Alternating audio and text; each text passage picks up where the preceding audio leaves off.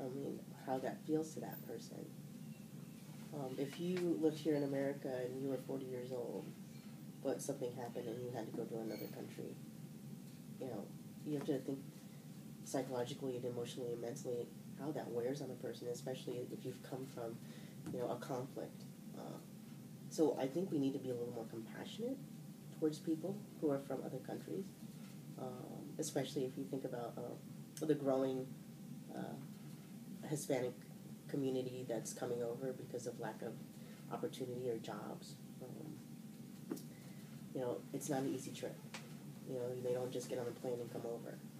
They have to cross a desert. They have to fear police.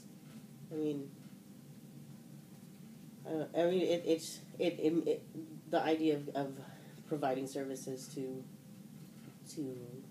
people who might not be American citizens, for some people, may be like, oh, well, we shouldn't have to pay for that. We shouldn't have to educate immigrant students, or we shouldn't have to put money out to give immigrant families homes. But if you put yourself in their shoes, and if you were in their situation, the only difference between you and I and them is that we were born in America. Right. I also have a question sort of related to one that Leah asked earlier.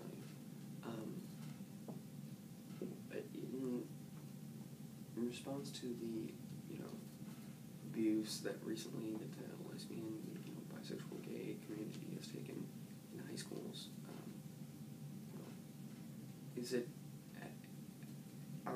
is the Diversity Council leaving the focus?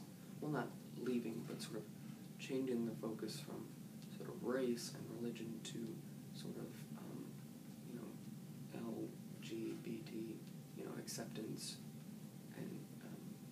and on that note, have you guys received any resistance from teachers that may not agree on that subject? We haven't really changed our curriculum too dramatically about specifically talking about LGBTQ students or people. I did do a continuing education class for teachers and administrators about the issues that LGBTQ students might be facing. But mostly, we mostly did race in the beginning, but as we've moved and developed, immigrant populations and religion and LGBTQ and people with disabilities, it's mostly now we're kind of focusing on just diversity and people who need to be different and understanding discrimination.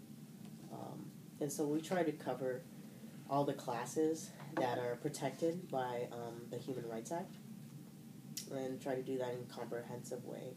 And when we talk about anti-bias education, we talk about everything.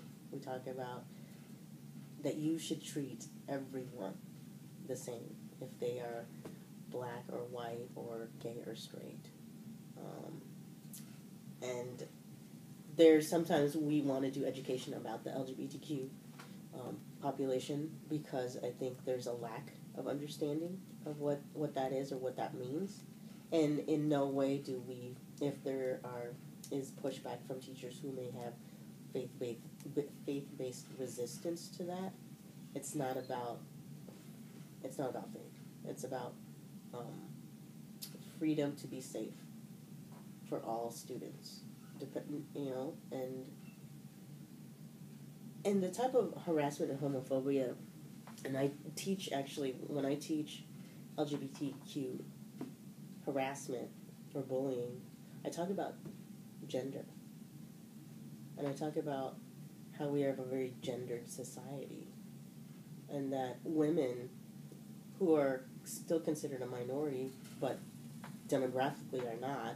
There are more women in the United States than there are men. It's 51%, but still treated like a minority population. So we have to kind of think about that.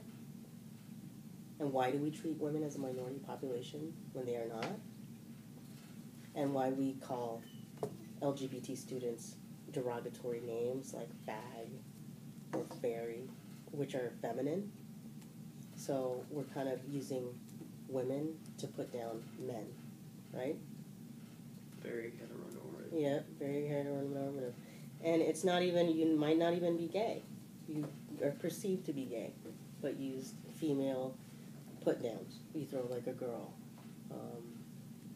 I would imagine a lot of young boys feel constricted in their roles, that there are certain masculine traits that they have to have.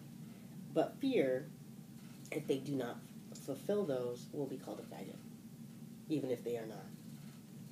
And that's where we have to change that mentality, you know. Because one, we need to empower women. And two, young men should be able to be whatever they want to be and however they want to be in the world. You know, so it's all interconnected. The whole discrimination towards people of whatever they may be, their difference may be, is all interconnected. You know, I'm kind of a quadruple minority. You know, I'm brown, I'm a woman, You're just one. I'm brown, I'm a woman, I'm an immigrant, I have a mental illness, you know. So everything, we all have to understand our differences to understand our similarities. You know? And embrace and appreciate our differences. That makes us interesting and intriguing, and also creates, you know, the world to be a much more interesting place. You know, if there were all Leahs, oh my gosh. I don't like where you're going with this. But if we were all the same, can you imagine? I mean, it is kind of that way if you think about it. If you look at high schools, everybody tries to be like each other. I mean, how interesting is that? Not really. I go into a high school classroom, I drop like really interesting information, and nobody talks because they're all afraid to look stupid in front of each other just to ask a question.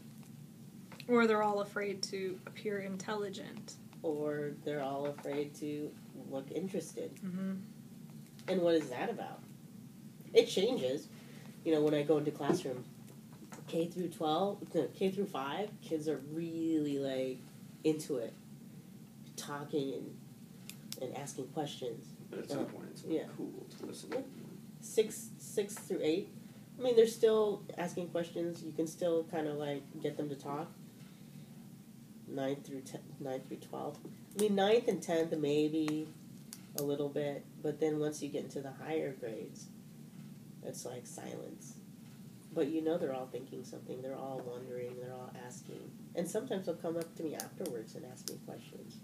But I wish at some point that young people will find their courage to just be who they want to be and not fear backlash.